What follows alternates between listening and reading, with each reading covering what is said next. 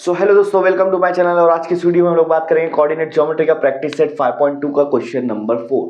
तो क्वेश्चन क्या दिया है पहले वो समझ लेते हैं। यहाँ पर दिया है point P is the centre of circle and A B is the diameter. इन्होंने क्या बोला, एक सर्कल है आपका, उसका जो सेंटर है उसका पॉइंट है पी, सेंटर का पॉइंट क्या है पी, और ए बी एक डायमीटर है। तो मैं डायमीटर के लिए एक लाइन बना देता हूँ आपको। ए और बी क्या है, डायमीटर है।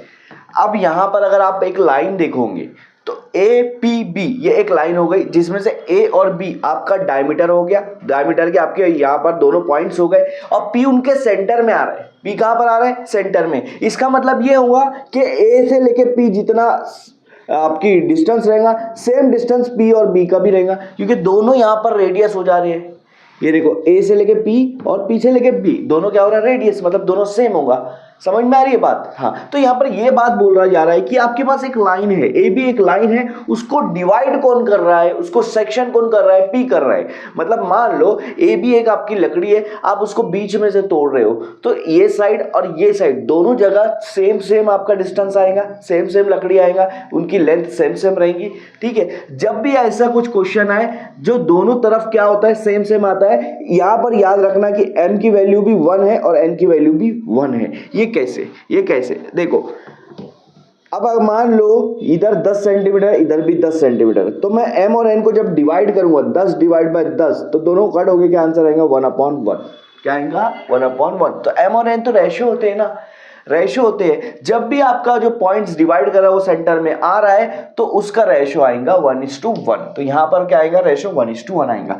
अब यहां पर आपके पास क्या दिया है, आपको आगे क्या बोला है कि find the coordinate of point B. B का कोऑर्डिनेट निकालना है। ए और पी दिया है, ए का कोऑर्डिनेट दिया है 2 -3, ए का कोऑर्डिनेट दिया है 2, -3, और पी का कोऑर्डिनेट, पी आपका सेंटर है, पी वो पॉइंट है जो ए और बी को डिवाइड कर रहा है, पी वो पॉइंट है जो ए और बी को डिवाइड कर रहा है। तो याद रखो, ये है आपका एक्स वाई, जो डिवाइड करता है वो एक्स वाई होता है।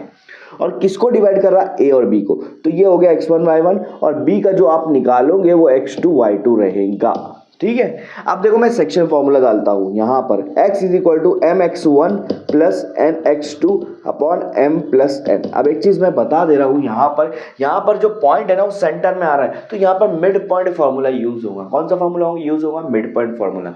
लेकिन अगर आपको पेपर में याद ना आए, क्योंकि बहुत सारे लोग को यही याद रहेगा, इतने सारे क्वेश्चंस होते हैं उसमें भूल जाते हैं, तो याद ना आए तो इससे ही आप डिराइव कर सकते हो। कैसे डिराइव करेंगे, मिड पॉइंट फॉर्मूला। m और n क्या बोला मैंने, 1 रहेगा। m की जगह 1 रख दो, आपका आएगा, सॉरी यहाँ पर मैंने उल्टा लिख दिया, उल्टा mx2 + nx1। ठीक है, यहाँ पर आएगा x2, n भी आपका 1 रहेगा, x1 अपॉन, इनके बीच में मल्टीप्लीकेशन है, m + n मतलब 1 + n, 1 + 1।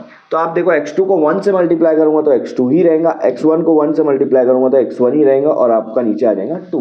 तो ये हो गया मिड पॉइंट फार्मूला। आप इसको ऐसा भी लिख सकते हो, x1 + x2 अपॉन 2, क्योंकि प्लस में है, कोई भी पहले लिखो कोई भी बाद में लिखो, कोई प्रॉब्लम नहीं। ये आ गया आपका मिड पॉइंट फार्मूला। अब मिड पॉइंट फार्मूला से हमको यहाँ पे सॉल्व करना है। समझ में आ रही है बात, ठीक है। ये आपका मिड पॉइंट फार्मूला है। मिड पॉइंट फार्मूला में अब आपको वैल्यू पुट करना है, सॉल्व करना है। x की वैल्यू क्या है, x की वैल्यू देखो यहाँ पर है -2, जो p का कोऑर्डिनेट है वो आपका x और y है, -2।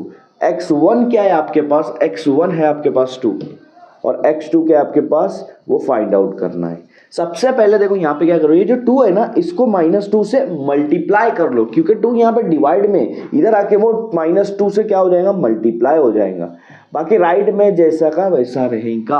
अब देखो 2 को 2 से मल्टीप्लाई करेंगे तो क्या हो जाएगा, 4 हो जाएगा, लेकिन ये माइनस की साइन, यहाँ माइनस लगेंगी। ठीक है, अब इधर बचेगा 2 + x2।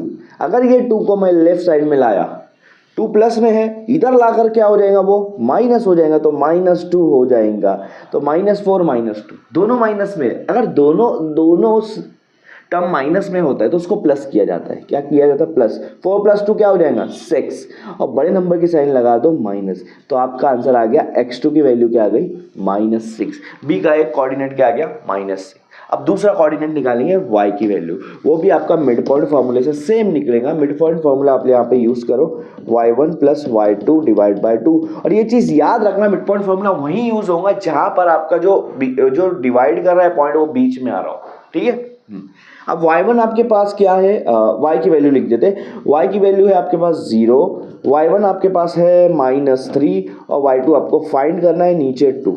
अब क्या करूंगा, ये 2 को इधर लाके मल्टीप्लाई करूंगा 0 से, 0 × 2 इज इक्वल टू -3 + y2, 0 × 2। अब कोई भी नंबर 0 से मल्टीप्लाई होगा तो आंसर 0 ही आता है।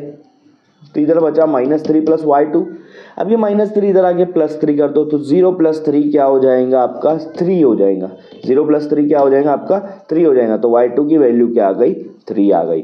y2 की वैल्यू आ गई 3 और x2 की वैल्यू आ गई -6। तो x2 y2 b का कोऑर्डिनेट आपको यहाँ पर मिल जा रहा है। मैं यहाँ पर लिख देता हूँ कि b का कोऑर्डिनेट क्या है, x2 y2 आपका क्या रहेगा -6 और 3। ये दो कोऑर्डिनेट आपको मिल गए b के। इस तरह से इस क्वेश्चन को सॉल्व करना।